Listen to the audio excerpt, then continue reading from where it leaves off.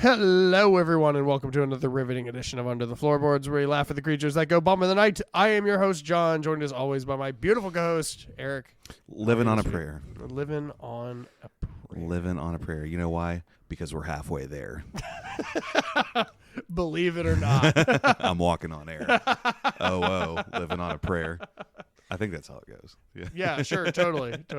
Pretty sure that was Three's Company. Not Three's Company. Well, it was another fucking show tune. Yeah. I was going to say, I can't remember either. Believe it or not, I'm walking on air. Never thought I could be so free. I'm applying chapstick because I was laughing so hard during this movie. It split my lips. One sequence in particular absolutely destroyed me. Yeah. I cannot wait to get into that. So, guys, obviously by the title, we are getting into more of the Twilight Saga. Yeah. This week we did Eclipse, the total eclipse of the heart, which was kind of lost on me until I got like to the end of the movie, and I was like, oh that's what it means. That's stupid. Yeah. Yeah. Everybody's like, yeah, the books are like the whole cycle of the moon phases, because you've got Twilight, it's not a moon phase. Then you've got New Moon, that's a moon phase. Then you've got Eclipse, that doesn't come after anyway. And then you've got Breaking Dawn, it's also not a moon phase. So I don't know why they're named the way they are, but I don't know. I mean, it was written by a Mormon, so you just got to kind of get over that. But, like, I'm going to get into my first impression of this. I'm just going to jump right on in because, like, I will say this is the one that I've hated the least so far. Yep. And that is kind of the consensus with most people that have seen these movies. Yeah. It's still, like, it's still a bad movie. Just barely watchable, right? Like, the amount of alcohol that I had to consume to get through this film was less than the previous two films. We're doing this episode on our first try, guys, because we didn't have to get sloshed to spend 2 hours of our life watching this. That's like the new nomenclature. It's like, you don't want to get, like, New Moon drunk. You want to get, like, Eclipse drunk. Right. That's going to be a t-shirt. We need to make that t-shirt. It's just got moon phases, but they're backwards and don't make sense. There's a sun for some reason. So like this movie was, I was telling Eric before we started recording, is ultimately everything that they were trying to convey in New Moon in Eclipse. So like by the end of it, I was like, I don't even understand why New Moon was a fucking movie, other than they wanted to show like Edward leaving, Bella staring, Jacob masturbating, and like this, just like this weird fucking circle jerk. I still wouldn't say that like a lot happens in this movie, but they killed a kid, so I'll take that. What about 100%. You? Yeah, I mean, I don't remember the first time that I watched this movie, so I don't know what my first impressions were. I remember that it wasn't like I wasn't doing so against my will. I think I watched this movie like 4 or 5 years after it came out or something. Okay. And I was kind of just, let's see how the story ends, because I'm not reading the books. Right. You know, so, and we, I think I was at a party and it was on, or they were deciding if they wanted to watch it or not. I was like, I've never seen it before. And they're like, oh, we have to watch it or something. I don't remember all the details. Oh my God. You've never seen Eclipse? Yeah, basically. There were people in the room with me when I saw it. And it was, I mean, it's fine, I guess. I can't believe you didn't watch it after the cinematic masterpiece that was New Moon. Yeah, Look, it was like I was telling John before we started this episode, all that Twilight did was kind of build the world and establish that Edward and Bella are in love with each other. Then they killed James. For no reason, right. By the way. Yeah. Then they killed James. Victoria goes on a warpath. In New Moon, Edward leaves, like you mentioned. We meet Jacob, and they kind of develop a relationship, him and Bella do. And then, like, Edward comes back, or, like, Bella goes and finds Edward in Italy, and the big evil vampire overlords. You know what I mean? And it's like, so that's kind of all that happens. I felt like between the 3 movies, Eclipse did more than both of them combined, both of the others combined, terms of like moving this plot the fuck along. You know what I mean? Right, because you ultimately could have met the Volturi in Twilight. You could have just seen him in a like, oh, what are they doing over there in America? You know, like a weird little clairvoyance sequence. Ready my ship. Jane, say the word. Raise the mizzenmast. We sail to America at dawn. I don't know. And it's the thing that I thought was so funny about this movie is you can see them kind of having a harder time to get through their lines. Yeah. You know, you like in the acting performances, you can tell that they just, even Bella they're just aware like, of how shitty this is. And it's so funny. And it's why I like, It's why I hated that people gave actors like Robert Pattinson so much like such a short leash. I'm not going to see that movie because the vampire boy's in it. Right. You know what I mean? It's like right. none of this was his fault, though. I really don't believe any of this was any of their fault. Yeah. I think they were trying to capitalize on arguably the biggest book series since Harry Potter and make the movies out of those that they could while it was hot. Because that was what I was going to talk about in terms of, I forgot to say this earlier, but like the reason people have been like, well, you know what happens with Jasper's accent. I do know what happens. They hadn't written Eclipse when Twilight and New Moon came out. So that's why like the book hadn't So been that's written? why he suddenly had a Southern accent, because that's the book that they chose to give him a backstory, and they had to make it accurate. And so that's how quickly these movies were coming out in relation to the books themselves. And so, in my opinion, that's why the story falls apart so hard. That's why it almost feels the same way that the Star Wars sequels did. How we're changing directors and we kind of don't really know what we want to do with this, so we have to leave open ends for the future movies and everything. But we don't know if there are going to be future movies because the book hasn't come out yet. And so it's kind of one of those things for me. So yeah, first impression, I don't know. I thought it was okay. Yeah. I thought it was just another Twilight movie. I mean, it wasn't like, oh, yo, that one was actually good, dog. Like, hey, I'm glad that finally picked up. It wasn't like, I don't know. Anyway. Yeah, it's funny because everything that I complained about feeling in the last episode was actually just reinforced in fucking Eclipse. Yeah. She's like, and like, there's this just dumbass rhetoric between her and Jacob the entire time. He's like, well, I said I wouldn't kiss you again until you asked me to. And of course she like asked at the end. I'm like, I know this isn't like fucking Pavlov's But that was gun. foreshadowing. That's a literary device for smart people. I also had like 3 revelations for like the rest of the plot. Yeah, you're sitting there on the couch like Alice in that cafeteria where you just like zoned out for a second. Oh shit. I just like autistically stare at the wall and I'm just like, I just figured out the rest of the fucking Twilight Saga. My dissociative disorder's kicking in. I definitely had more fun watching this film with you than the last 2 subsequent, because like there's actually a fight sequence that kind of matters, that kind of has some weight to it. If I knew anybody that was in this fight, right? We'll get into that in a little bit. There was definitely like, I felt like there was more to make fun of. There was more like, this is a movie that you would, get shit faced with your buddy and watch, Yeah. And, which weirdly we didn't do. Yeah, I don't know who this we is, but I am not drunk.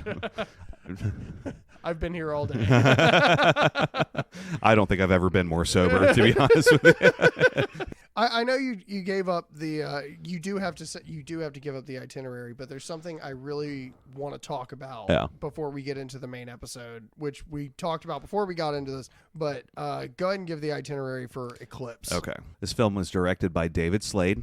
If you've seen 30 Days or Night or Hard Candy, you're aware of David Slade because he directed those movies as well. Written by Melissa Rosenberg and Stephanie Meyer. I always like it when the author gets to be a writer in the movie. Didn't seem to help very much here, but I do like the idea of that and what it represents for accuracy's sake and things like that. So Xavier Samuel is Riley, our new vampire bad guy or whatever, if you want to call it that. Kristen Stewart, Bella Swan, Robert Pattinson as Edward Cullen, Billy Burke as Charlie Swan, Justin Chon as Eric, Anna Kendrick as Jessica, Michael Welch as Mike, Christian Serratos as Angela, Jackson Rathbone as Jasper, Ashley Green as Alice. We meet the Beerses. I'm going to skip over them. We saw the back of their heads, I think, in one scene. I'm not sure why they're credited. Sarah Clark as Renee, Peter Facinelli as Dr. Carlisle Cullen, Elizabeth Reeser as Esme Cullen, Kellen Lutz as Emmett Cullen, Nikki Reed as Rosalie Hale, Bryce Dallas Howard. Yeah. The not Jessica Chastain is Victoria. Is that really Bryce Dallas Howard? It is Bryce Dallas Howard. They did some work on her in the CGI department. I was going to say, because she doesn't even look remotely like she does. I'm attracted to her. I know. You called Bryce Dallas Howard a 6. I definitely didn't call her that in Jurassic Park. Right. Or Jurassic World, rather. Taylor Lautner as Jacob Black, Kiowa Gordon as Embry, Tyson Hausman as Quill, Bronson Pelletier as Jared, Alex Mraz as Paul. Julia Jones as Leah Clearwater. Chask Spencer as Sam Yulee. Gil Birmingham as Billy Black. Boo Boo Stewart as Seth. I don't know how long you want me to go. No, we're getting to characters that don't have names anymore. But yeah. So the gang's all I think here. you give up at Boo Boo Stewart. Well, and I'm glad we did that because we never like actually introduced the actors in the tribe. Yeah. And New Moon. So yeah. that is worth mentioning. Anyhow, It's okay. We're not thought of very often. that's okay. I agree. Which is so reinforced in this movie. I lay in bed at night with no problem, just like with no. The conscience isn't going off in my head, feeling of guilt or empty, and I'm like staring at the ceiling, like you fucking whore. Yeah, miss You me, fucking whore. Miss me. Yeah, I do want to talk about the fact that it is absolutely insane to me. One of my favorite vampire movies ever fucking made. And I made a comment actually before we watched this movie, or I think it was like while we were watching it, that I would love to see crossover because they were talking about going to Alaska where like the Cullens wind up having to battle the vampires from 30 Days of Night. Yeah, dude.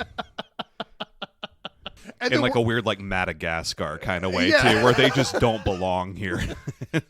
And then they just get bodied. Everything is scary, and they're not equipped to handle anything. Why are none of these vampires pretty or sparkly? You all look like you eat people. They're just like drooling. Right. One spits out a finger. No, God. But it's absolutely crazy to me that this is directed by. This is his second vampire movie doing Eclipse. And I wonder if they brought him on to give it more of a horror feel.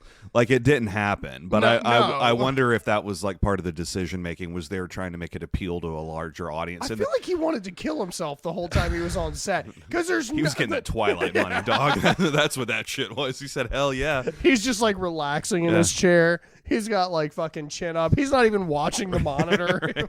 He's just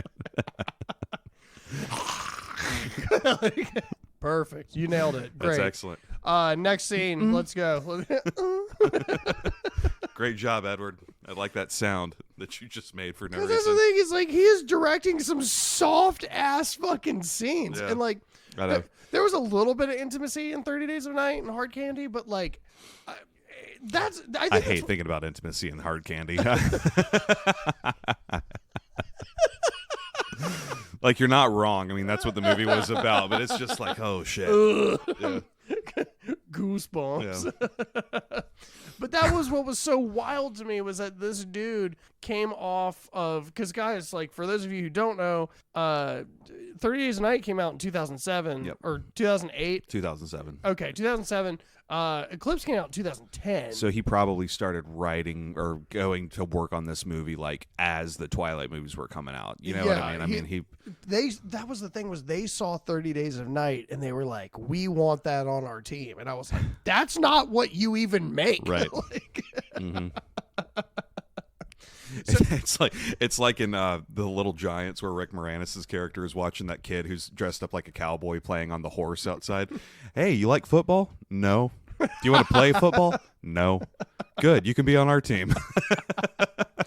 Because it feels like, and this literally happened to me, like it felt like when I went from being a sous chef making French cuisine to making cheeseburgers.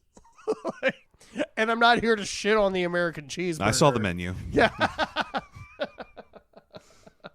But there's just like this weird fucking level of them trying to pull that into this ethos, and it just didn't really translate for me. And I think he fucking hated the fact that he was doing this, but like you said, he was making Twilight money, so who gives a fuck? Right. They were already established. He was probably paid millions of dollars to show up and do this shit. Yeah.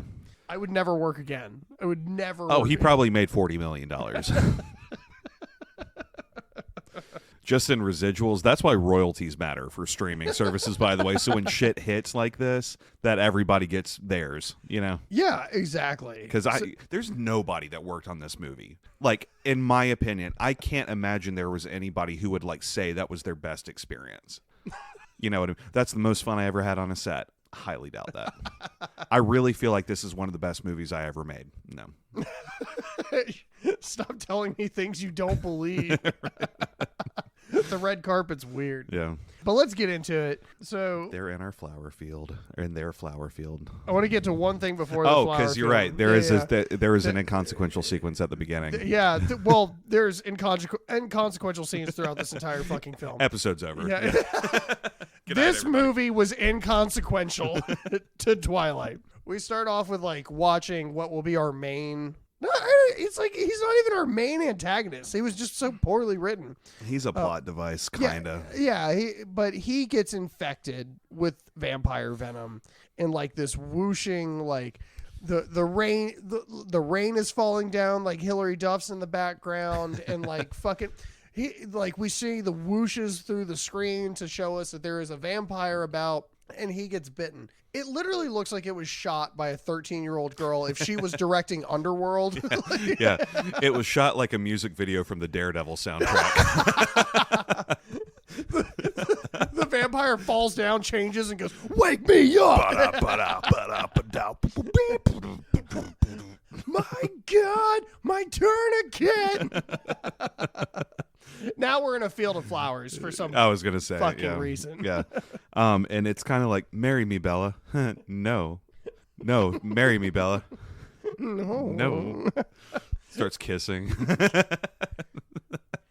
And that's like the epitome of a toxic relationship, is like when you start trying to talk about something serious and you just start making out instead. It's like I just don't know that lying in a field of flowers and kissing the person you love can be like that, like repetitively fun. First of all, you know what lays in fields of flowers? Dead bodies. Snakes. Yeah.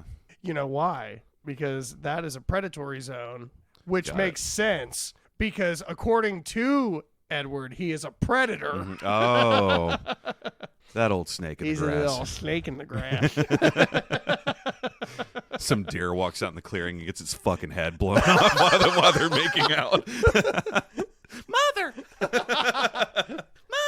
Mother! Bella! Nobody's ready for a Bambi reference and everybody's fucking crying now. But the idea is basically like she's about to graduate. I say they're about to graduate. I'm not doing that. And so, yeah, because he's graduated probably 100 times now. She's talking about like, I got an English final. You need to stop making out with me. Like, just do it for her. You know what I mean? Also, if you're going to be a vampire, nothing changes in English class. It's like history class. There's nothing new that comes out that gets worked into the, the curriculum, Dude, I just had this realization. I know, you went into Alice mode again. I saw it in your eyes. You know what would be the absolute perfect job for a vampire? I don't know. Is traveling musician. Oh, cool. Yeah. You never have to give your age anywhere.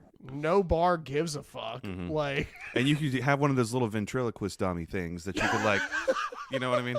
Like he's like pretending to play the guitar. Man. I play the guitar. And it's like referential. It's like it's like Billy Corgan as a puppet. It's like Nosferatu as a puppet. He's like, the world is a vampire. I'm a fucking vampire. Yeah. And nobody cares. He's really good. The other thing that bugs me about this field scene is the whole shit about like if you implicate vampires, your whole family gets destroyed. Right. And that's a hell of a fucking risk, and that's awful irresponsible of you to just be out there. And there could be anybody out there, right? You know what I mean? All these people do are hike. That's what they talk about. What do you want to do? Well, there's like hiking and biking and whale watching and shit. So all we do is go outside. So I don't know. I just feel like it's weird that he like so often exposes himself. He's outside during the daylight and he's not even sparkling at one point in this movie because it doesn't serve the plot. Dude. And it's like broad daylight. He's like in the sun. I can see the sun reflecting off of his skin when he is talking to Jacob. His eyes are squinting. You can't see it so bright. It's stupid. It just doesn't make any sense. But like, so the idea is that she's graduating and she... Also, I put this note as gay poetry in a field. The Gay Poet Society? Yeah. She gets to go to Jacksonville for like a week, I think, or whatever, and as like a graduating parting of the, I don't know, she doesn't live with her mom anyway. I guess that's just what you do is you go celebrate your graduation with your mom across the fucking country. But Edward comes with her. Yeah. And he's like, this is my favorite shot of the whole movie. Is her mom they're like sitting out in the sun. Yeah. She's like, oh man, feel that vitamin D on your skin. And She's such a slut. She's such a fucking whore. And it was so funny because she looks over at Bella and she's just like, it's so weird, like the way that he just like looks at you, like he just wants something. And it goes to this shot of Edward looking through a glass door of their home that is 4 feet from them being outside, and no one thinks that this is weird. Yeah. Like the mom's never like, it's so weird that he's just staring at us from inside instead of coming outside. And it's so fucking awkward. That's kind of always been my thing is I just don't know, like habitually how you would never be not figured out, but why nobody would draw questions from your behavior, you know? Right. It's like, it's just weird. It just doesn't make sense. So we get back and I know that's kind of, and then they come back to Forks. So. Yeah, like there's so much, like I don't understand how these movies are 2 hours. The first long. 2/3 of this movie is like that, where there's just a scene that leads to another scene. Because I even had notes. Yeah. That I was going to be like, hey, we should go back and talk about this, but then I read my note and it said school, nothing happens. I was like, no, we're going to keep on fucking rolling. Nothing happens. They go to school and nothing fucking happens. Alice has an autistic breakdown. Like, that's about it. So in Alice's vision, as we come to find out, I'm not going to suspend any like, oh, what's going on? Kind of here. Okay, she saw that Victoria is back in Forks, and Victoria is breeding an army in Seattle. Sorry, she's not in Forks. And she's I don't think they Seattle. figured that out yet, right? They haven't figured it out. They just at know this Victoria's point. back. Everybody but Bella knows, and the whole idea was let's just protect Bella. Let's just let her not be in on this and that kind of thing. They encounter Victoria after a series of murders, disappearances from the city. She makes it back to Forks. A series of unfortunate events. I don't know why she would come back to Forks alone, but she does. Right. And so there's a chase sequence where the Cullens are chasing after Victoria, and she jumps across the river into the Quileute territory, and then the wolves start chasing her, and she goes kind of this back and forth thing, right? Yeah. So all that comes from this is essentially that she's in Forks, and everybody's... And this was stupid on both sides of people that were chasing Victoria. Right. Like, this was just like, I can't believe that their argument was, you're on my land. You got your peanut butter and my chocolate. You got your chocolate and my peanut butter. I'm like, you both wanted to kill Victoria. Right. Because it's like the Hatfields and the McCoys. You know what I mean? It just doesn't make any sense. Well, the enemy of my enemy is my friend. Like, right, yeah. And that's the thing, too, is like there is consistently the depiction of the natives in this that we are just brainless fucking savages that are just like, there's your target. Kill your target, good dog. Like that's yeah. And that's the whole premise. That's our whole archetype. But the spirit of the wolf runs through our blood. We call it fucks with dog. Like Weematanya. The great Weematanya. I'm a shaman. I can heal you, Dad.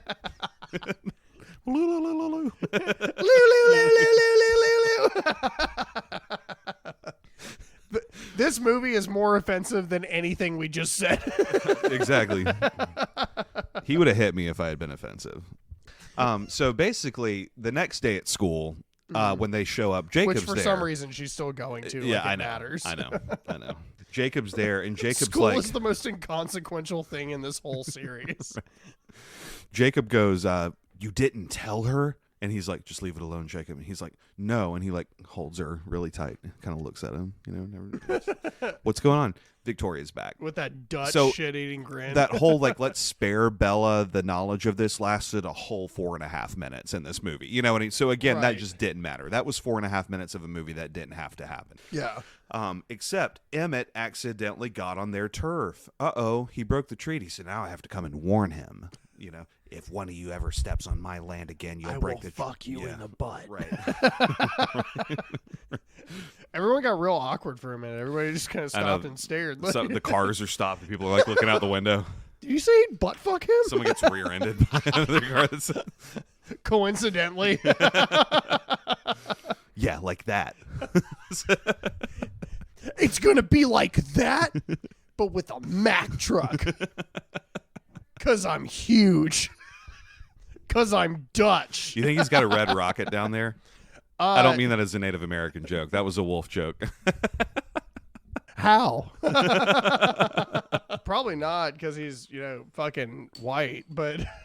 Yeah, my boy did a whole DNA test on Taylor Lautner while we were waiting on recording this episode. I am a human being that has spent a lot of time around Native Americans, and I gotta tell you, there's just something that's quite white about him. So if you Google search it, which I don't know the validity of that, if I'm being totally honest with you, but it's he's German, he's French, he's Dutch, and according to him, this is a direct quote, according to him, tracing back through his mother's line, he has connections far back to 3 different tribes.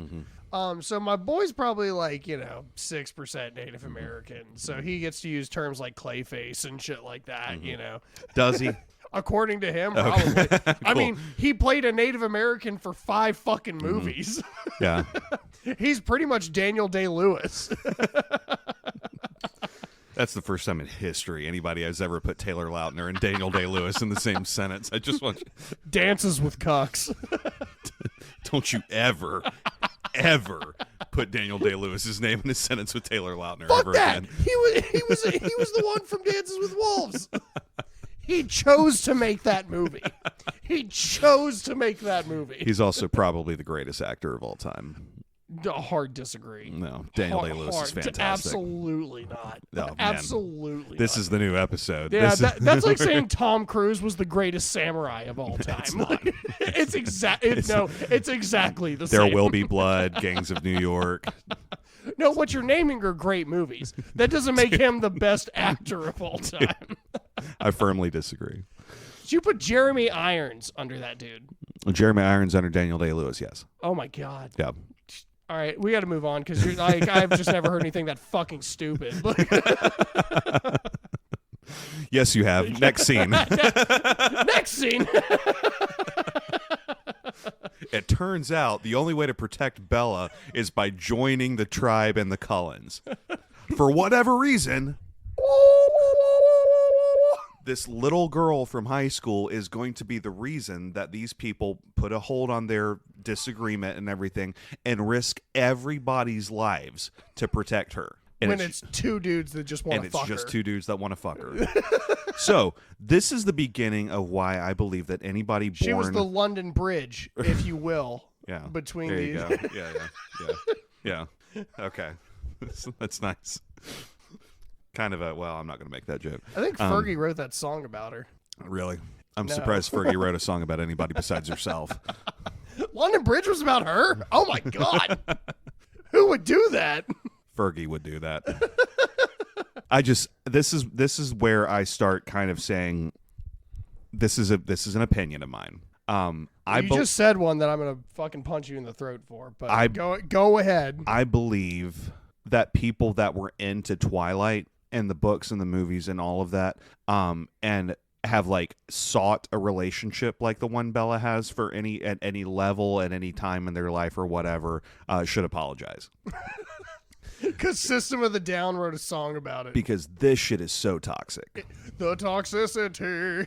It's horrible. It's horrible. She has every opportunity to say, Jacob, I'm marrying Edward. I know I'm going to marry Edward, and I know that he's going to turn me into a vampire, and she never takes it. But she wants to, and this is a colloquialism and an idiom that has been misconstrued for a long time. It is have your cake, or eat your cake and have it too, not the other way around. Because if you have your cake, of course, you're going to eat it. Right. So she is the epitome of this. Nobody's idiom. ever explained that to me, and I appreciate that because it actually makes a lot of sense when you say it correctly. I've never thought that phrase made any sense. Yeah, exactly. Yeah. You're eating your cake and you're having it. You're enjoying it. You're being a part of it. Well, it's in front of you after you've ate it. Yeah, exactly. That's why that works. No, I'm watching my calorie intake this one. No, I'm not. I had my cake and I ate it too.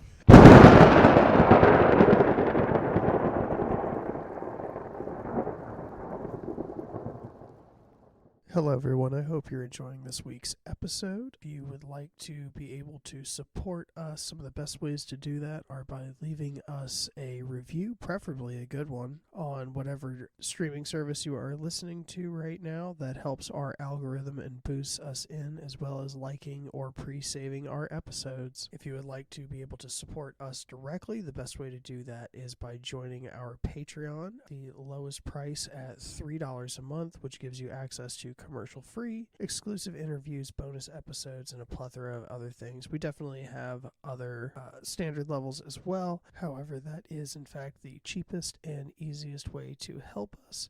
So thank you guys so much for listening today. Either way, thank you for the support. If you'd like to know anything that's coming up event-wise for us, make sure to follow us on Instagram at UnderTheFloorboards5.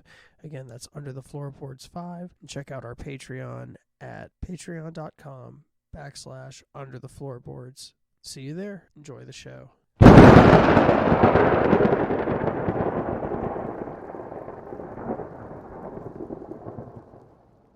So, and that's what makes this so toxic. This is what makes her the shittiest character of all time, is she is trying to have a backup plan with Jacob the whole time. I think she is too. I really think she is too, because that's why she doesn't ever just pull the trigger. I mean, she does this is my life that I've chosen. But bats eyelashes. But at I Jacob. haven't said yes to marrying Edward right, yet. and I'm not saying no to you either. I'm just saying that I'm just in living life, man. I'm in my selfish teens. Okay, which is why Edward and want a Bella Beamer. have nothing in common. Right, they have nothing in common. I think he's just rich. I think that's what it is.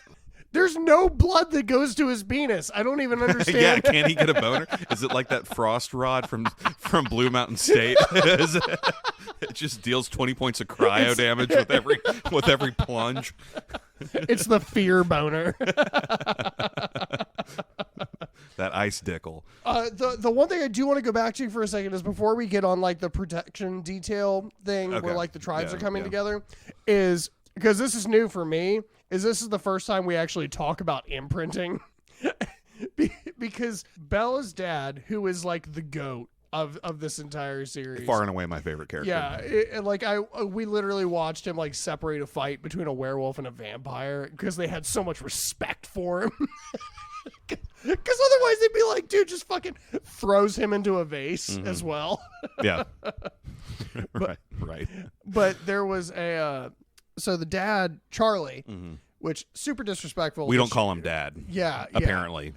Even though he's like the one that actively takes care of her and like makes sure that she has everything that she needs and all this shit. And genuinely seems to like be willing to put up with her bullshit because he loves her so much. Like, I mean, like, really. He literally knows that she's in a love triangle. When he like addresses it too, he tiptoes around it too, because he doesn't want to hurt her feelings or make her like, because what she does when she feels threatened in a conversation is she threatens to go back to Jacksonville. Yeah. And so he has to be careful what he says, or she's going to like walk out of his life forever, because she's already established that as a mechanism of control. Just like his wife. Wow, right? Isn't that great? Yeah. Isn't that so healthy? Isn't that the kind of daughter you want to be? The toxicity. So this is a Bella Sucks episode now. At this point, we got to start keeping Bella Sucks number 4. Right, we gotta start keeping track. That's a deep ref. That's a deep for ref. you OGs out there. Yeah, anybody who listened to episode 2. People that listen to episodes in sequence instead of picking and choosing like a real one. We appreciate it. But yeah, so we're talking about the imprinting, and Eric looks at me and he was like, I know that you already know this, so try not to throw up while you're watching this scene, because it is Jacob explaining what imprinting means to a dog, I guess, because he got that dog in him. And what it is too, because it's so stupid, because what it is, it's a play on loyalty. It's a riff off of that relationship you have with your pet, and it's also animalistic, which is super like the human to animal relationship that it's riffing off of, though, is like super gross when you really think about like where that's coming from like within a dog's brain, or what, you know what I mean. So when he says it's no longer gravity holding you to the earth, it's her, and you would do anything for her, be anything for her. Okay, for those of you who don't know, the person that Jacob imprints on is a baby, is a fucking baby. So throughout the course of this movie, Defying Gravity starts playing. we are something is not the same. So through the course of this movie, we're establishing how like this is real serious shit here. I'm through with playing by the rules of someone else's game. Exactly. You see how fucking weird this is? Wicked wouldn't have been popular if people didn't like. But not more popular than me. It's so stupid. And they all are theater kids. Everyone's like, John's gay. Right. That's fine. Who cares? I don't care what your mom thinks. She's the one that's down there. Who cares? And I'm going to go harder on the imprinting thing when we actually get to Breaking Dawn and we see it happen. Totally. I feel like that's the proper moment for me to go on my imprinting rant and how I like truly feel about I just this. assume that she's gonna punch Jacob in the face again, but this time she'll do it with the force of 1,000 vampires. Right, 1,000 black suns. Or regular ones, it doesn't really matter in this universe. But yeah, so we have this really gross imprinting in our minds now that like Jacob is eventually going to fuck this baby. And she does. Like you can tell like she's uncomfortable. Like Bella's uncomfortable. She's like, have you because she thinks it's about her, just like she thinks everything is about. Right. Imprinted on anyone? He's like, you would know if I did. And he kind of like walks, you know. So the brooding worked for Edward. It must work for me too. yeah, dude. And so what he does is he decides to tell her that he wishes she was dead instead of in this relationship with this other person that makes her totally happy. Because that's what normal guys do. That's what normal, well-adjusted guys do. And there is more to that. It's still disgusting. I'm not justifying Jacob, but when we go on protection detail. So we have this scene where like Edward drops off Bella with Jacob. And of course, Jacob wears a shirt maybe 30% of this movie. It was his only defense. He had it's my defense mechanism. Jacob objectively has a better body than Edward does. And he's working that to death. Edward puts the twink in Twinkie. Right. That is a disgusting cream-filled drink. This may be another unpopular opinion. I didn't know that it was weird to like Daniel Day-Lewis a lot. But I don't think that anybody actually likes Twinkies.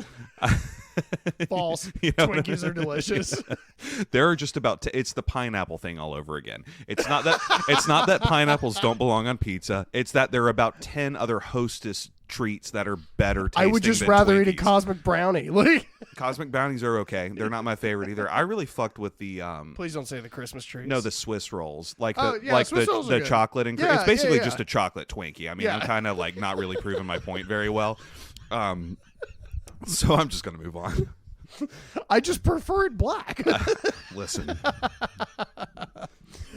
So anyways, Edward is dropping off Bella with Jacob, and like I just can't even get through this because fucking Robert Pattinson has the most awkward acting of all time because he's like, first of all, I'm gonna make out with this lesbian for 3 minutes Right in front of the boy that loves her. in front of the boy that loves her before I send her off with him to fucking send a message, I guess. Asserting dominance. Which only gets weirder I need when she starts walking across to Jacob and he goes, "Hey, beautiful," and he hugs her like that weird bro friend. Yeah. And he just like and like makes a little eye contact. it just like smells her while he's Smells making the up. shit out of her. And I get it's a wolf thing. Yeah. Ugh, don't do that. It's a wolf thing. You got to say it like it's a wolf thing. It's a wolf thing. Yeah. I've got that dog in me.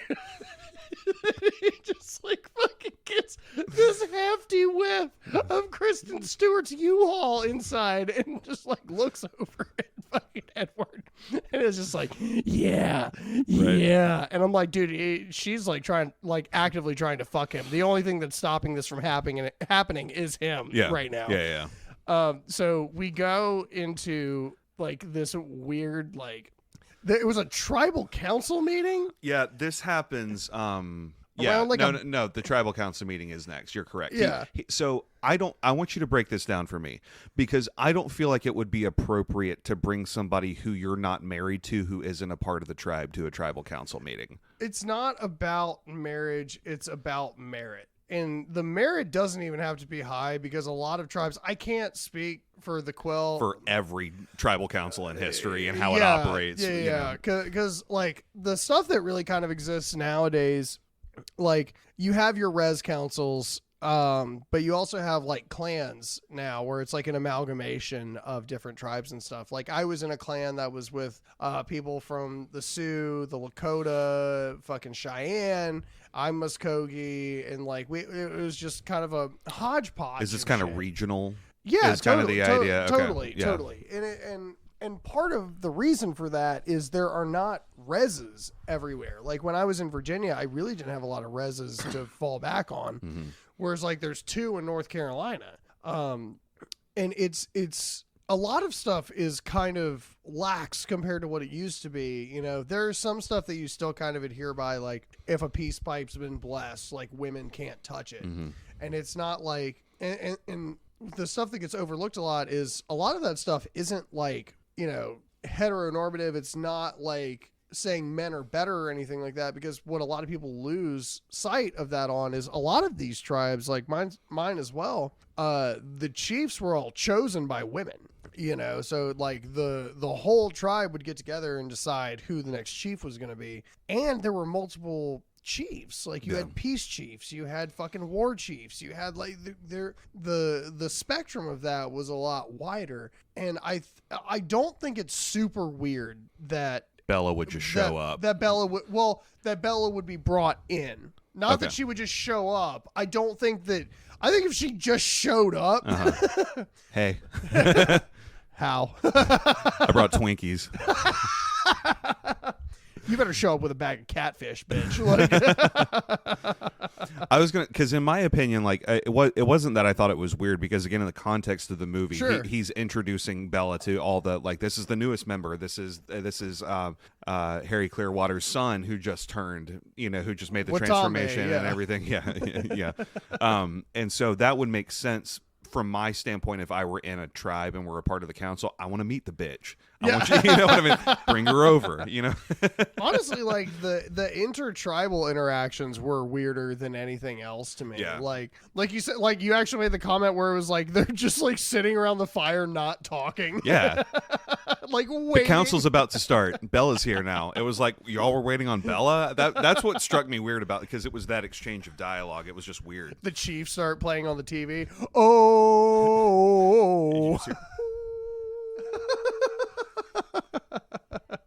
This is my biggest issue with the entire fucking movie, was Stephenie Meyer took colonization and just did it again in her story. And it just felt unnecessary. And like, here's my thing. I feel like in this series, the wolves are vilified. And I think, in like, not even just like, in the sense that she doesn't choose Jacob, and he's like the antagonist to the relationship. Yeah, it's not even just that. Like, everything that they do is vivisected on a level that doesn't really make sense to me. Mm-hmm. And I'm sure I'm biased on that. It's perpendicular to logic. But that's the thing, is it starts off with they're like, white men came across the sea and brought us pain and misery. That's Iron Maiden, for those of you who don't know. Right. But like, he essentially, like, they came across a vampire that had slaughtered like 3 of their tribeswomen. And what did they do? They fucking murked him. Like, so of course you can't do that. Turns out, it turns out, they white people really be thinking they can kill whoever they want and just get away with it. So homeboy's girlfriend shows up, right, and fucking eviscerates this village or this tribe. And like, this was honestly like a little bit triggering for me, because it was like, it was so unnecessary to write this story that far back, because she comes in and kills, like, according to them, there is one spirit warrior left. Yeah. And he doesn't even like battle the vampire well. Mark this, because this is the dumbest fucking part of this whole movie, is the girl cuts her hand so it distracts the vampire long enough so that the spirit warrior can fucking battle the vampire because she's distracted for a second and kill her and go about the rest of their day. She is surrounded by dead bodies, bleeding bodies all over the place. Right. How the fuck did you even smell that? Stupid. It was fucking insulting Yeah. to watch this story. How unfold. weak your people are supposed to be in this universe. Oh and my everything. God. It's just because like, when we were in Victoria's Chase earlier, not only was she running from the wolves, the wolves were like catching up to her. she switched sides from the wolves because she was like, I would rather deal with the Cullens. Yeah. Edward a bitch, first of all. So. Because I can outrun him. and that's part of it too, is like it just doesn't make sense. Yeah. Like it just actively didn't fucking make sense. And And so are they all like inbred? Yeah. You know what I mean? Because if like the only spirit warrior that exists is like, like removed by 120 years or whatever. Because if I'm not mistaken, they were in like Victorian era garb or whatever, this fake time period. Totally. You know what I mean? So it's like, I mean, so are they all just like cousins? You know what I mean? Yeah. Like quote unquote, I guess. Like, absolutely. We're savages. We're cousin fuckers. We're the weaker species. Right. We are and the that's less what intelligent. That's what I don't understand. They've probably already explained it in the movies, and I just don't care. But I couldn't figure out for the life of me if it was hereditary or if it was like a blessing. I don't get it a la either. like Skyrim, where you can like choose to be the spirit of Odovine. Yeah, choose to be like of beast blood if you want to. You know what I mean? I don't know, but it just, the thing that sucked about this sequence for me is I just didn't really need the backstory on why they hate vampires so much. I was good with just the classic werewolf lichens and vampires don't get along. Yeah. I was there already. We're beasts, you're cocks. Right. Like, we get it. Right. And that was always what my thing too was. Like, I just don't believe that a werewolf in this universe, in all universes, but in this universe especially, couldn't 1v1 a minor vampire. Exactly. Like an untrained vampire. Exactly. You're like the chief of this village and the only remaining, presumably the strongest if you're the only remaining. Right. And you can't beat this one person, you know what I mean? Because that was the only thing, like, during that scene, the female vampire, like, had her hands on either side of his jaw, and I was like, well, I know what's going to happen because there's still werewolves, but, like, it just like everything just felt like a knock instead of like progressive plot or anything that makes sense. Like, never mind the fact that they had a golden opportunity to make a cool werewolf backstory, you know, to like give it like some respect and honor and that kind of thing, and they just chose not to. And you know why they did? Because that's exactly how Mormons feel about Native Americans. Yeah. And I'm not like going to go on like this fucking long ass diatribe about it, but that's exactly why that story is fucking written that way. Right. It's exactly why it's written that way. Because it's what Stephanie Meyer knows. They don't see us as fucking human. Right. Right. It's that fucking simple. And people are like, John, why don't you like Twilight? And there's a lot of shit like that. There's that dialogue. It's okay to love multiple people. It's okay to imprint on babies. You know, there's a lot of that shit that goes into that you can hear the Mormon shit going. Right. You know, I'm gonna make 12 babies with this semi-automatic doctrine flying out of the writing here and there. So I don't know. Do you want to talk about the sequence anymore? Because where I was going to go next is basically. No, all I want to say is fuck Stephanie Meyer. Yeah, I think she's a cunt, and I can't believe that she made this fucking series. Right. So for those of you listening right now that love Twilight, that's fine. We're going to finish it because we love you, not because we want to finish this series. But also, again, Stephanie Meyer's a cunt. Anyways. I'm lost on like the exact, like this happened before this scene and this happened before this scene. Where I wanted to go next, just me personally, was the walk that Bella and Jacob have by the lake. Yeah, that's exactly where we're at. So this is where he basically confesses, it's not just a crush. I'm completely in love with you. I'm going to fight for you until your heart stops beating. Kiss. How did it end up like this? She does the whole thing. No, this is the life that I'm choosing. And I'm happy that maybe for the first time in this movie and this whole series, that she's telling Jacob, Edward's the person that I'm going to end up with, and you're just going to have to be okay with that. I want you to be in my life, but I want you to be in my life as a friend. And that's when he chooses to confess his feelings and everything, which to me is, again, one of those things where if I'm in the pack, I'm telling this dude, like, hey, man, you probably you have it imprinted on her. You know when you fall in love with the person that you're meant to spend your entire life with, and it hasn't happened with her. So you're probably good. Well, also, it's probably going to be okay, dude. I feel like this is something they're probably not going to touch on in the movie, so I do want to bring this up, because I was thinking about that too. Can you be in love with somebody, like you can have a partner, right, in this world, and still imprint on somebody else? You can imprint on somebody that you do not maintain a romantic relationship with. Does he have a romantic relationship with this child? Yes. Okay. Not necessarily in child form, but the idea again is that in child form, she gets to like size. Oh, 18. in about 4 years, she becomes a teenager and becomes legally, physically fuckable. You know what I mean? And it's just like that. I'm gonna wait on the imprinting thing. I really don't want to do this now. Okay. Because I'm about to go off on y'all. I love y'all again, but Epstein didn't kill himself. This is wild. What y'all called like something that you like were into and enjoyed and loved. It is crazy to me that so many people accepted this shit as normal, and craved it, and devoured that shit. Ate it. It's stupid. So. The idea, though, is that you don't necessarily, like, if the person you imprint on chooses that they don't want to be in a romantic relationship with you, you're still that loyal, obedient little lapdog that's going to be with them forever, no matter what. And that, again, to me, that's the knock. Ew. Is that these super Exactly. powerful Lycans who have the ability, these superhuman abilities to transform into these like beast spirit creature and wreak havoc on the world if they wanted to like actively get put in this little corner where they like at best are a pet. Yeah. You know what I mean? The other version of it is they fuck kids. So you know what I mean? So congratulations. Native American representation in film and literature, if you want to call that film or literature.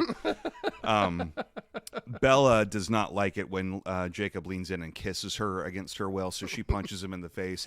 Apparently, werewolves are super strong when they're not in Lycan form either, Right. so she breaks her hand across his jaw. Stupid bitch. Yeah, it's like... So he drives her home. Edward immediately is like already there, like... Because he like, just read everyone's mind. Because it took me a minute to be like, how does he even know what happened? Because he just like ran up and was like, if you could touch her again without her consent. Yeah. And I was like, what the fuck? For me, would have been precisely how I would have reacted in that Totally. moment. I'm breaking Totally. up with her anyway because I'm aware of the conversation that she's having with Jacob and everybody throughout. Like, I just don't know. But You know? I had it in my head that he, like, Bella called him on her cell phone, like, on the way back. So, like, and I kissed Jacob.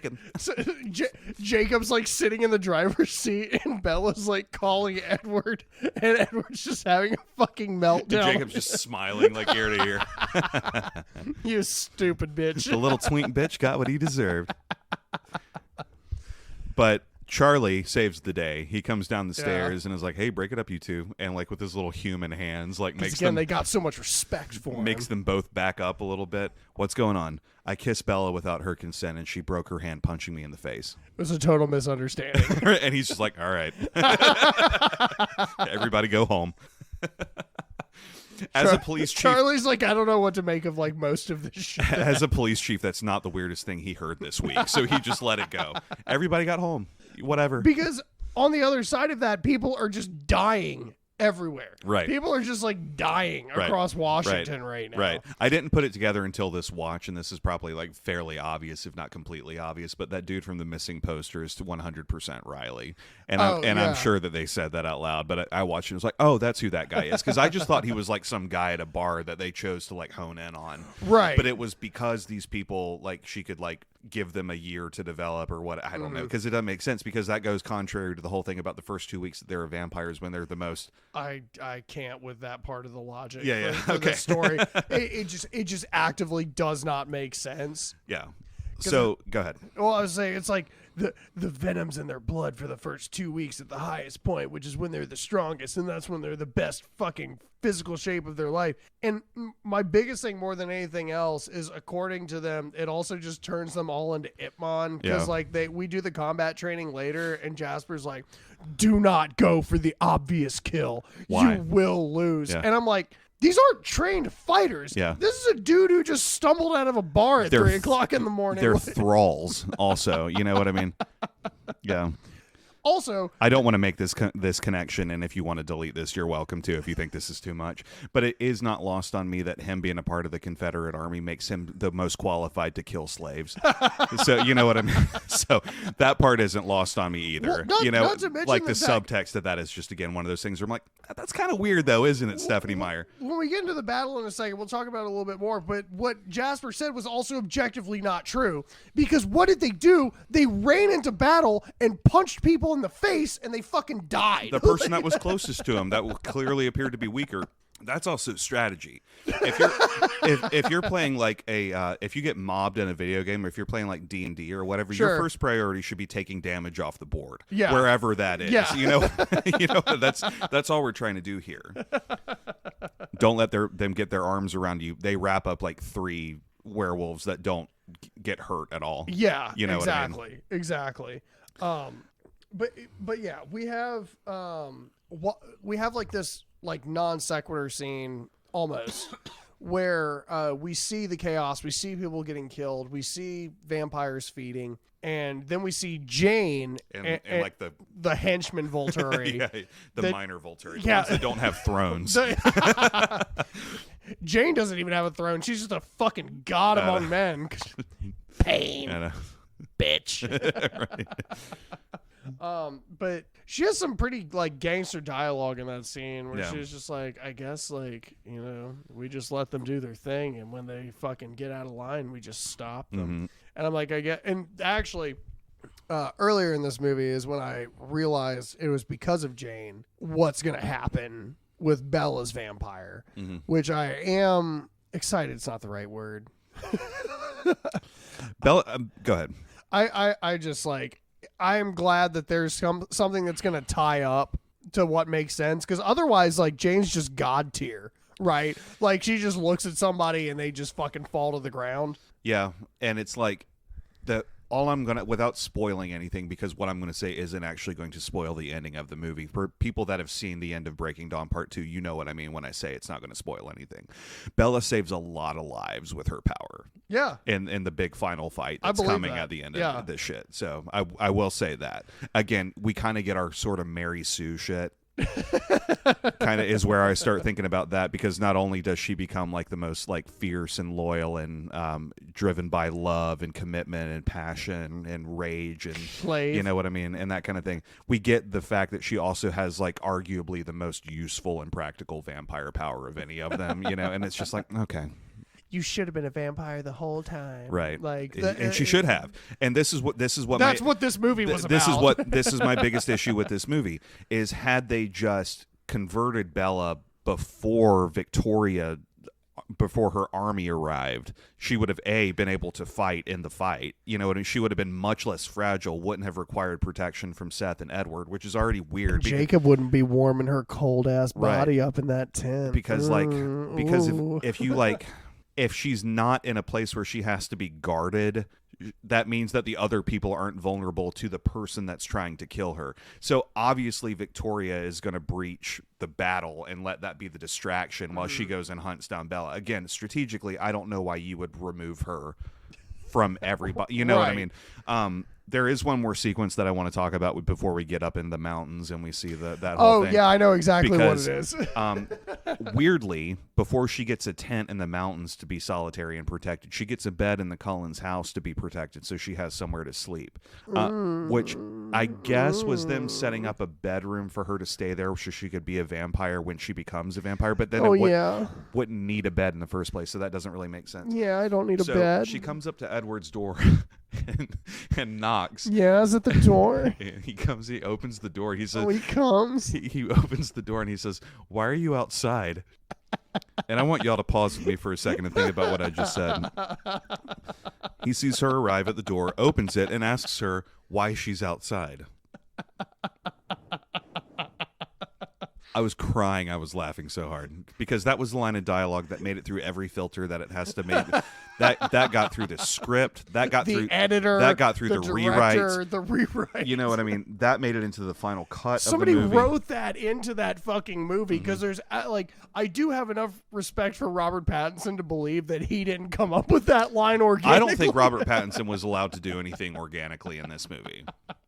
And that's kind of part of why I think he was like made to be like he kind of came across as such a shitty actor, you know? Yeah. But it's one of those lines that Why are you outside? And what's funny is because your door is outside, right, dumbass. How else am I going to get inside? I got to be somewhere to go somewhere else, right? She just appears behind him. Why are you inside? Right. Why? Like, you know what I mean? That's stupid. Why are you inside your house right now? Because I invited you over. Yeah. Why are you outside of my house? Because you invited me over. So she makes it upstairs, sees the bed and everything, and decides. I almost fast forwarded through this scene. Decides that like her condition before, like if she has to wait until marriage to get turned into a vampire, she has to have sex before they get married. For whatever reason, Bella's horny with all this going on. Which again, which is just weird. I'm kind of horny with all of this not going on. Yeah, right. So I would imagine. Right. And Edward's like, Bella, no, I might hurt you. And there's this whole exchange where like they if my labia hits your labia too hard, it might shatter it. Right.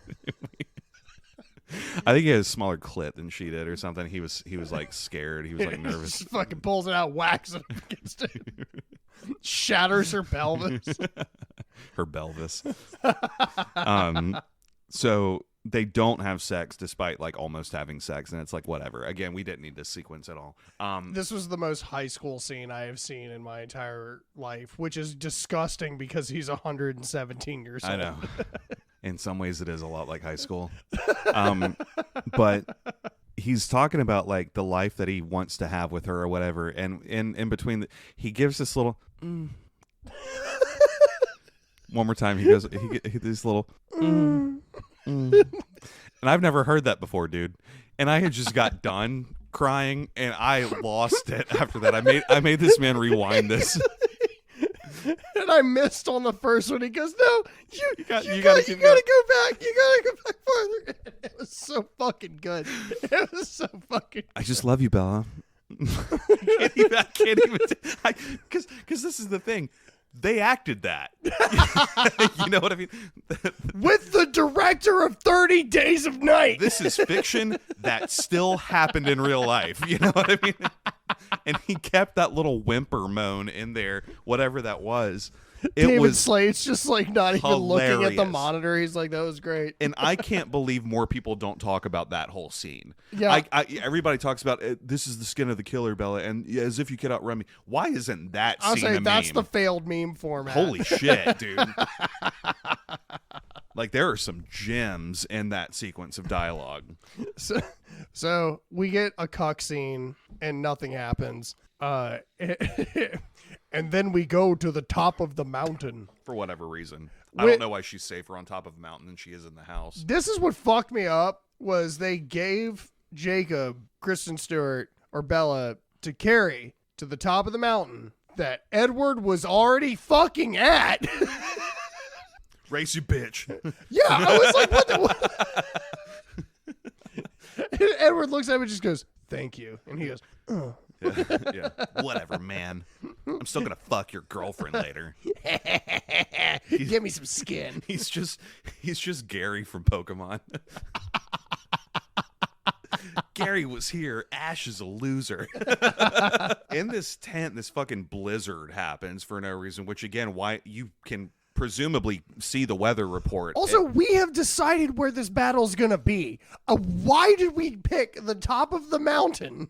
we're gonna put this fragile little girl up here that like kills herself every time she sneezes. You know, it's like is a complete liability. Oh, she's gonna get frostbite and lose her toes if she doesn't cuddle up next to my warm wolf weird. balls. Yeah, like Which not even the wolf balls part. I'm trying to figure out why she was cold in the first place, because she's in like polar gear, you know, like that Gore-Tex shit that fucking what's his name wears in Seinfeld. You know what I mean? The Vandalay. But also in like a thermal sleeping bag designed for this kind of weather, and she's like shivering.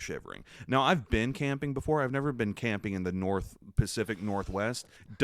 Why the fuck would you? Does it get minus 50 out there? I mean, like, genuinely asking, like, does it get minus 50 in the mountains of Seattle or the mountains of Washington? Because that was like, why aren't y'all prepared for this weather at all? Because obviously we got to get Jacob cuddled up next to her because he radiates so much warmth.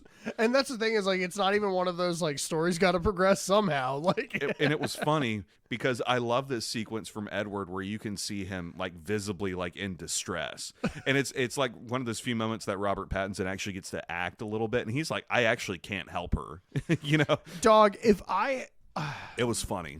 If somebody was speaking to me the way that Jacob was speaking to Edward when he was like cuddled up next to Bella and keeping her body warm while with cuddled his up shirt, next to your partner with no shirt on, yeah, I would choke him to death. Yeah. It would be real awkward for Bella when she wakes up next to the other man that she loves with no pulse anymore because this motherfucker was... Bella dies because she's no longer capable of receiving warmth. But at least you killed the guy. No, because you know what you do is you run her back down the fucking mountain. You take her home. Because you just put her in the bed you bought for her in the heated house. Because that was my thing too. Why didn't they just get like a fucking Airbnb? I don't know. Like, I don't know. I don't know. They drive Porsches and they can't get a sleeping bag that can keep her warm in this mountain. When we've got fucking tribes of like indigenous people and like the only sane settled down vampire family in the whole Pacific Northwest fucking trying to protect her. We're gonna put her in a little snow globe and let her just rot up there. Like, because that's the thing, is like the only thing that makes sense in my head is the fact that they are trying to make it so that they don't make a big enough eruption so that the Volturi come and fucking kill the Cullens for whatever fucking reason. There's still no reason for them to be at the fucking top of this mountain. They could have. I agree. They literally could have just been like at the bottom of the lake, and it would have been the same shit. Mm-hmm. Like, yeah. Except people wouldn't have just like fallen off of the mountain and been like, oh.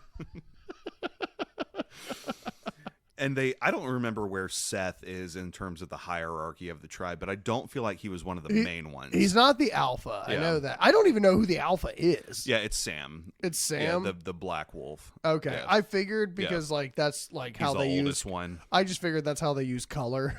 Like, it's written by a Mormon. Like, I don't. Black wolves are stronger than other wolves.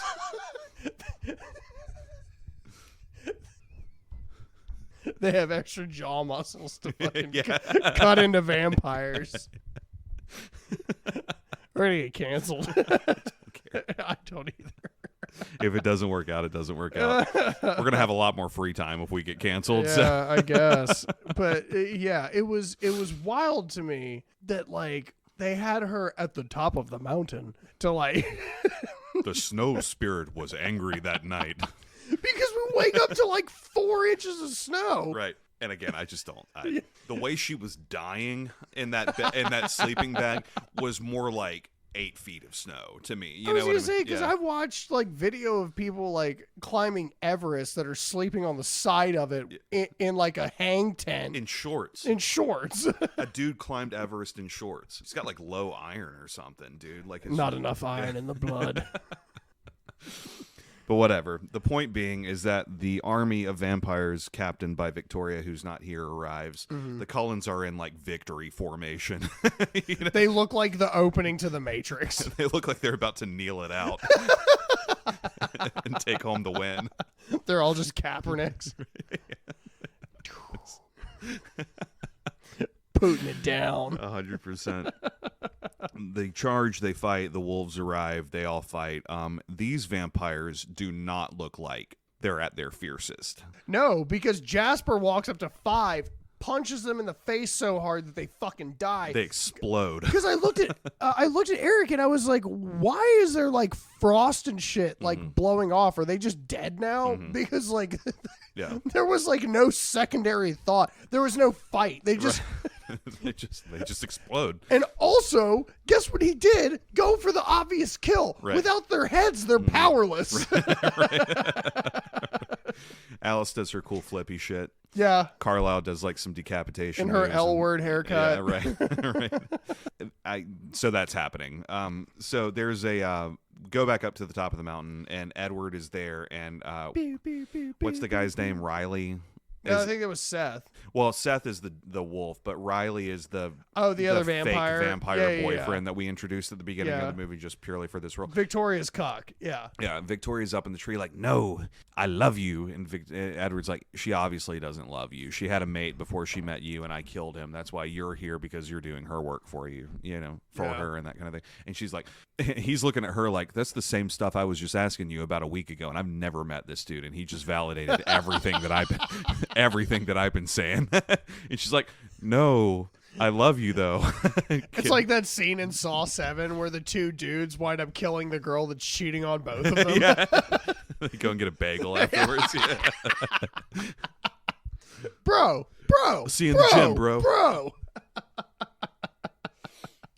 So this fight happens. Riley and Edward kind of go back and forth. Seth basically like solos Riley. I mean, he like removes him from the fight, and Seth gets like knocked unconscious, but only for a minute. And that's kind of what I said in like the thing was like, he looks like somebody that would get bodied by Edward. And that's saying a lot, because Edward is the weakest cuck in this entire like vampire clan. Yeah. Like, and we've literally seen that time and time and time again. And I can't even believe that like Carlisle gets bodied by him earlier. Right. I refuse to believe that. That is the only hill that I will die on in this series. I think Carlisle needed Edward to get some experience points. Okay, it doesn't help by letting him win. It's kind of like switch training in Pokemon, though, where you've got to get that Metapod to a Butterfree, so you got to throw it in there for half the battle and then switch to your Charmeleon. You know what I mean? But if he swag battles too high for experience, he doesn't learn sleep powder. Yeah. You do have to win those fights. No, I don't know. I was a Beedrill guy. In case anybody was wondering that's listening to this cast, I'm actually a Butterfree professional. This dude fucking worships Butterfree, dude. And it's so cute because you wouldn't know it by looking at him. And then we battle, and you get bodied by a team of Butterfrees. His Pokemon team is just 6 Butterfrees. I had a dude one time, he was like, what the fuck do you mean that it can learn Giga Impact? Butterfree, baby. And I made the comment, and I still kind of wish Seth had died. But I was like, if he dies, it's totally on him. Yeah. And there's like this distraction scene where he like looks over at what's happening with Edward and Victoria, and then like Riley gets up and just kicks him in the face, and he hits the fucking rock off a boulder. he falls asleep. He looked like when fucking Seth Rogen was in Pineapple Express, and he falls in the woods and hits the fucking rock. Car. That shit was so good. It was so good. Not this movie, the Pineapple Express. But Pineapple Express is actually a decent movie. The movie is top tier. When they fucking throw their phones because they get all paranoid. Oh, they can triangulate these things. Why'd you throw the phone? I was trying to hit that tree. Which one? That one, man. Monkey doesn't go back in Pandora's box, man. Victoria climbs out of her tree, comes after Edward. Edward really has like no problem handling Victoria either.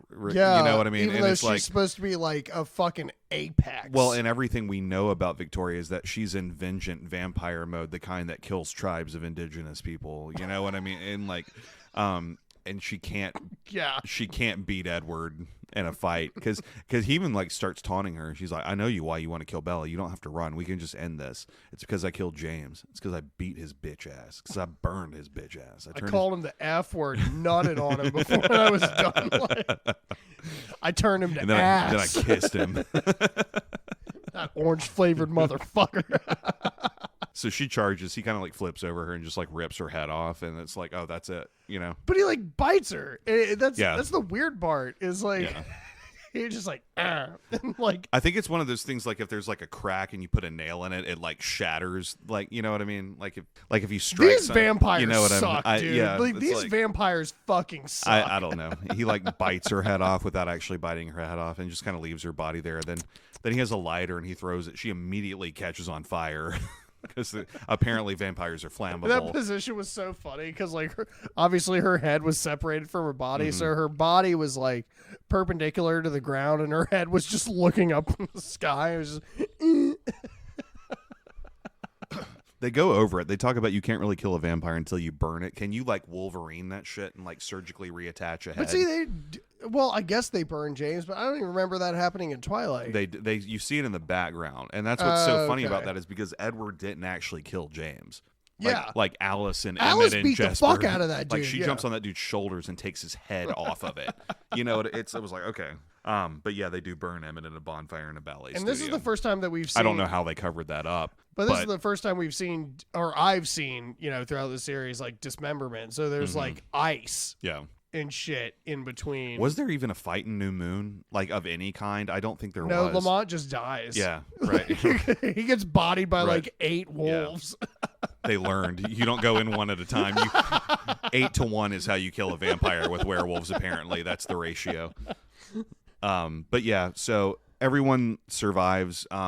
Jacob gets his ass like cracked by one though. Yeah. I mean, he gets wrapped up and it like breaks all of his ribs. He made that one mistake. Yeah. Don't let him wrap you up. which I guess is the one mistake. I don't Yeah. know. But They try to keep doing that. It's not Pavlov's gun. What's it called?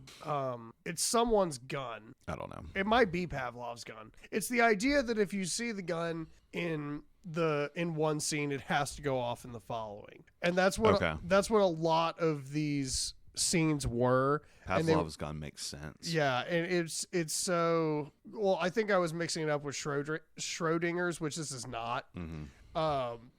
But it was like so much of this movie revolved around it to the point where it was like I just kind of wanted to throw up. Yeah. Like, Yeah.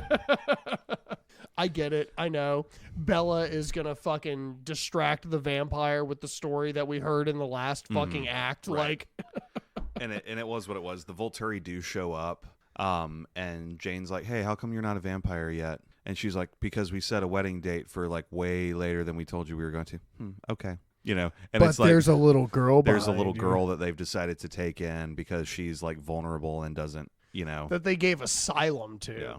That I felt like that was a really important term because that was like that felt like legal wording. You know what Well, I mean? it That's felt- like sanctuary. Exactly. You know what I mean? Exactly. And it felt like in this scene, the Volturi gets to completely override anything because everyone stepped out of the way and let Jane's henchmen just fucking slaughter this kid that we didn't get to see. So it kind of sucks. Like, I'm sorry. Like, I just feel like if you want to put it in the movie, put it in. Like, otherwise, stop being a little pansy about it. Like, Yeah. I don't know what the rule is on kid deaths in movie and like ratings and that kind of thing because like kids can definitely die in movies that are like G and PG-13. It happens all the time. Yeah, I don't totally. know if you can. Bridge to Terabithia. I don't know if you I can, watched a child drop Right. to her death. Right. I just don't know if you can physically like assault a child to death in a movie, vampire or otherwise, and have it be. They would just do it the same way that they did the entire fight scene because that's what fucking sucks about these fights is it's literally like One Punch Man. Like It you is. you just hit it and it dies. And they did the same thing with the henchman. It came up and like did like the claw rip or whatever and cut to black and that was it. But like they didn't actually put any focus on what was happening. I would have rather seen the reactions Right. of everybody that just Horrified. Right. that just let this shit happen. And then they have to make eye contact with each other and know that that was fucked up and we probably should have done something about Yeah. it, but we're scared little bitches and don't want to. Exactly. And it's stupid because obviously they fight the Volturi in the next movie. You know what I Yeah, mean? It's like, exactly. so it's just one of those things. It's establishing this power that's not going to matter. Yeah. You know what I mean? Because it all does come to a head in Breaking Dawn 2. Yeah. So that's kind of it for this movie, I think. There it is. ends in a flower field. We're in the flower field again, and I forget what they even talk about. Like, I don't care. yeah. I hate these two characters more than anyone else. Right. So that's it. I hate Edward. I hate Bella. I hate Jacob. Like I just hate all of them. But Charlie's great. Charlie is the most acceptable character that is in this fucking film. You're not bad for a 5, eh? Oh man. I don't feel like I have final thoughts. I feel like I said everything I wanted to say about this movie. Did you have any other things you wanted to go over? Stephanie Meyer is a racist. This movie sucks, and I cannot believe that you are a bigger fan of Daniel Day-Lewis than Jeffrey Irons. And that's really about all. That's all I have. I can't believe that I learned this much today. It's good. He'll come around. Yeah. Well, in the meantime, we will see y'all. We decided we're just gonna do one Breaking Dawn. I was gonna say we'll go right? ahead and announce this. I am going to let him watch a highlight video on YouTube of Breaking Dawn Part 1 because as I'm gonna watch it. As all of you know, okay. I'm gonna watch it. As all of you know, you feel like you just gotta honor the Carnia. Yeah. Don't worry, Homer. It's Carnival.